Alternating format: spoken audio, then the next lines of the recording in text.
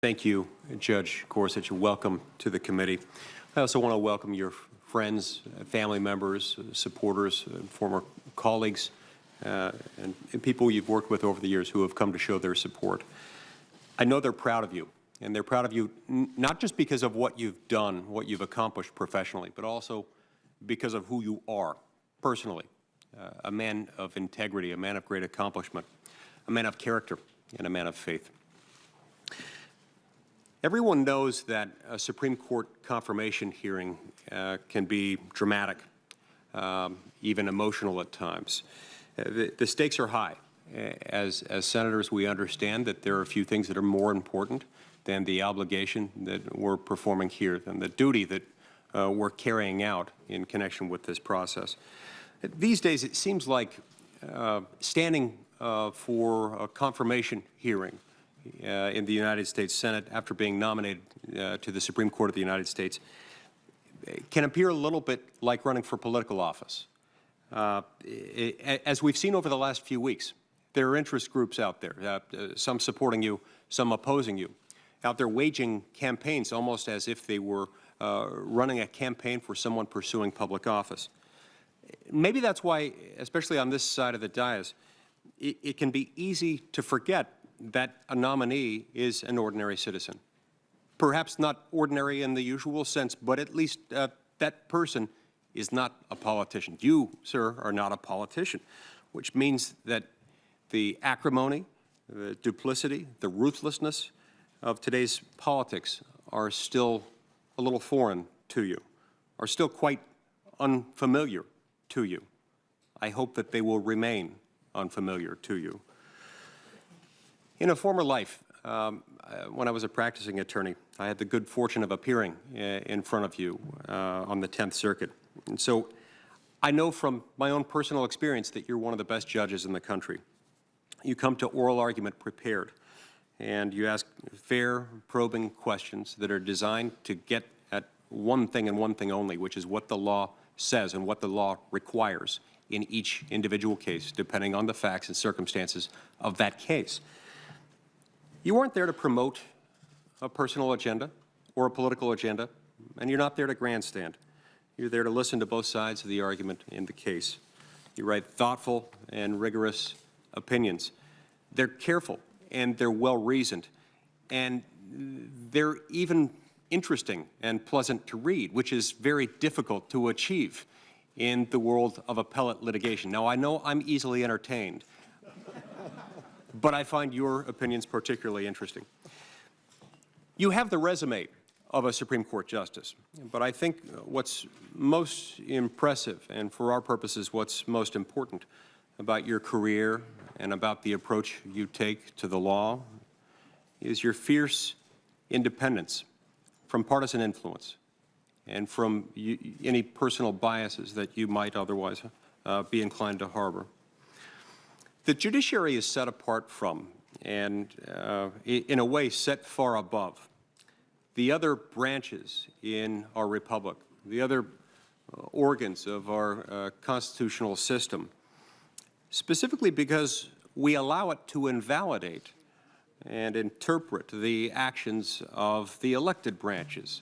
So we've got two branches of government that are political in that they're run by people who are elected and stand for re-election at regular intervals, thus making themselves directly accountable to the American people. Our confidence in our entire system, including our confidence in the American judiciary, depends entirely on judges just like you, judges who are independent and whose only agenda is getting the law right, regardless of whether any particular judge or any particular litigant or any particular member of the public might like or dislike the outcome in that case. You are essential to making us accountable, because unless you do your job right, we aren't held accountable because our laws don't stand. That's what makes your role and your particular unique approach and your particular unique commitment to this so important. Now, I want to take a moment to address some of the unique criticisms that you yourself, Judge Gorsuch, might be facing this week. I'm sure that during this hearing, some of my colleagues might claim that you're outside the mainstream. In fact, we've sadly heard some of that already today. We've heard arguments to the effect that you were an originalist, and we've heard assertions to the effect that originalism is somehow so far out of the mainstream that it's dangerous. Well, I remind my colleagues who have raised such concerns or who might be harboring them that if this is the case, then they're going to have to acknowledge the fact that there's a pretty broad spectrum of people on the United States Supreme Court who they might be painting with that brush. Justice Elena Kagan, before she was Justice Kagan, when she was standing before this committee in the second day of her confirmation hearings, said, and I quote, referring to the Founding Fathers and the need to figure out what the Founding Fathers understood about particular words, about how those particular words were used by the founding generation, said sometimes they laid down very specific rules, sometimes they laid down broad principles. Either way, we apply what they tried to do. In that way, we are all originalists. That was on June 29th, 2010, before this committee. Moreover, these out-of-the-mainstream arguments, this out-of-the-mainstream approach for addressing you, referring to you as an originalist just doesn't stick. This is not a description that was attributed to you the last time you stood before this committee and went through a confirmation process. Nowhere in the record is there any reference to you being outside the mainstream. In fact, your nomination to the United States Court of Appeals for the 10th Circuit was so remarkably uncontroversial that one senator, and only one senator, Senator Lindsey Graham from South Carolina, was the only member of this committee who even bothered to show up at your confirmation hearing. Now, I would have been there too, Judge. I was not yet a member of the United States Senate. You were confirmed unanimously by voice vote without a single no vote. I'm sure that some of my colleagues will question your independence because in their view, perhaps you haven't sufficiently criticized the comments made by some of today's politicians. Personally, I think you've made your views on this subject very clear. I'm sure some of my colleagues will complain that you aren't providing any hints as to how you might rule in any particular case. But that, however, is a reason for your confirmation, certainly not against it. In our system, judges don't provide advisory opinions. They don't make legislation. They don't legislate. They don't make law. They don't set policy in the same sense that those things are made in the political branches. They decide cases and controversies only after each side has had the opportunity to make its case before the bench, and they do so outside the realm of political influence. In an odd twist, some of the same colleagues who will question your independence will also push you to answer questions that you simply can't. I'm sure that some of my colleagues will pick apart some of your rulings. They'll try to say that you're hostile to particular types of claims or to particular plaintiffs.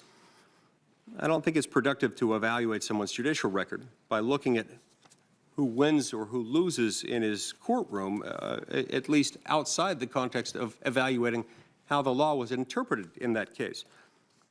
It goes without saying that in our system, you face the same burden of convincing a court, regardless of who you are. And judges don't decide cases.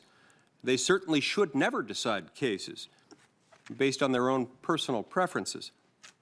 But to my colleagues who go down that road, the record shows with abundant clarity that you apply the law neutrally in all cases, without regard to the parties. Finally, I'd urge my colleagues to keep in mind that while Judge Gorsuch's reputation won't be affected by how we treat his confirmation, the same can't always be said of the Senate. The night Judge Gorsuch was nominated, he said the U.S. Senate is the greatest deliberative body in the world. I tend to agree, but these days it seems like this title is more of a challenge than an observation. It's more of an aspiration than a present sense description of reality. So I hope we prove you right this week. Thank you very much, and I really look forward to hearing answers to the questions we'll raise to you. Thank you, Senator Lee.